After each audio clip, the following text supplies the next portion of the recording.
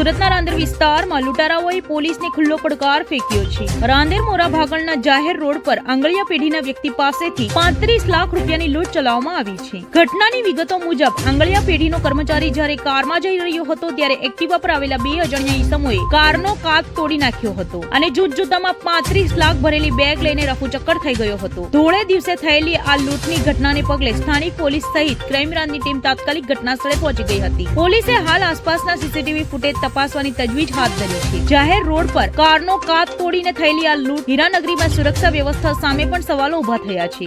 Crime બ્રાન્ચે અલગ અલગ ટીમો બનાવીને લૂંટારાઓને પકડવા માટે ચક્કો ગતિમાન કર્યા છે। કઈ રીતે તપાસ?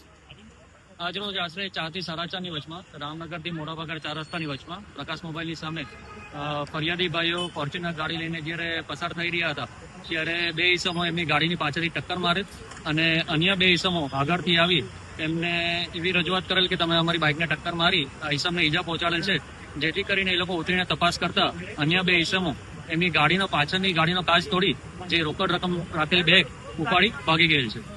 એ માટે અત્યારે રાંદેર પોલીસની ટીમ, સર્વેલન્સ સ્ટાફ તથા ક્રાઇમ બ્રાન્ચની ટીમ સતત સીસીટીવી ચેક કરી અને ટ્રેસ કરવાની કામગીરી ચાલુ છે।